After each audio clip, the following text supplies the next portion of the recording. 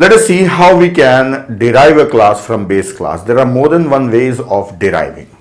There are three methods of inheritance, that is publicly, privately and protectedly. So if you are not writing anything here, then by default it becomes privately. So now the same thing I can show you with the help of a diagram, so it is easy for you to understand. So let us learn it through a diagram. I will say class parent and it is having three members: private, protected and public. Then I am having a child class that is publicly inheriting from parent class. Then what happens? It is also having three members, that is private, protected and public. When you inherit, everything is available here, but what are accessible? Only protected and public are accessible. That part is finished. But when they come here, what they become? Let us see. This protected will become protected and public will become public when you are inheriting publicly.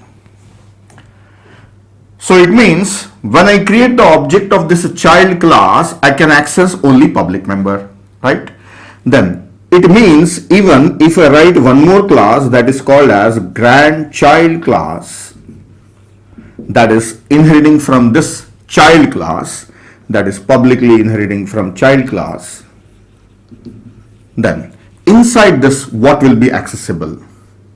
This is private and protected and public.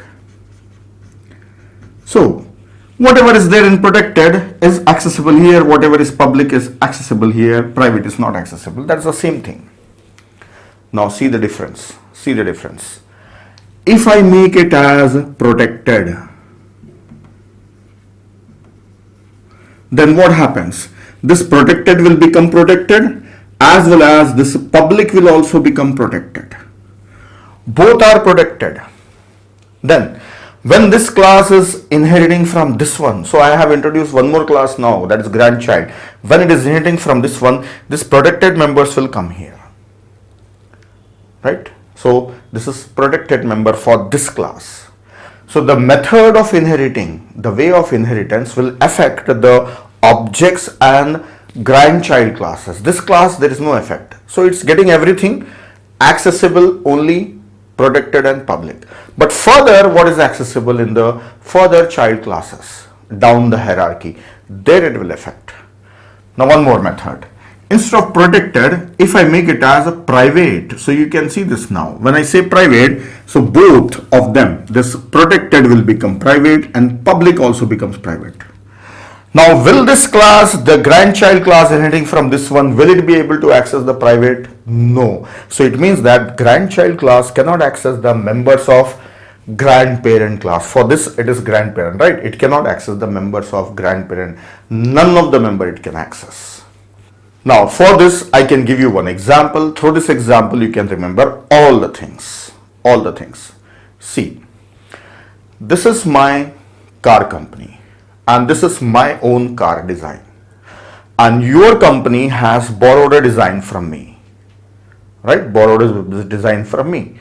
So everything is available in your design, in your car design. Now whatever is there in my design is available in your design, but you cannot access everything. You can access protected and public, private you cannot access. That's there. Okay, that's there. Now further, you are giving this design to some other company. You are selling the design to this company.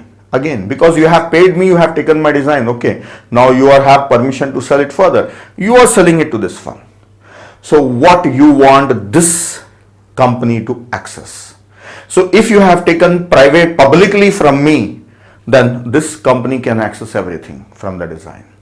If you have taken privately from me, then this company's design, it cannot touch anything, it cannot modify anything, it can just use them. It will be available. but it cannot modify anything. It can add extensions, but the existing things, what are there, public, private, protected, it cannot touch them. And if you inherit protectedly, then it can, but further it is restricted. So I gave you some access. Okay, you can access this, don't access this. Now you have got the access. Now you are passing down the access to some other person. Now how much he can access? That is the point here. That is the point here. So you can see that this type of minor details are available in C++. You can restrict the access down the hierarchy of classes, right? This is not available in other languages. It's there in C++, like it's not there in Java. You cannot inherit publicly, privately. There is only one type of inheritance in Java. So that's it. So these are the ways of inheritance. I can show you this one by writing some code.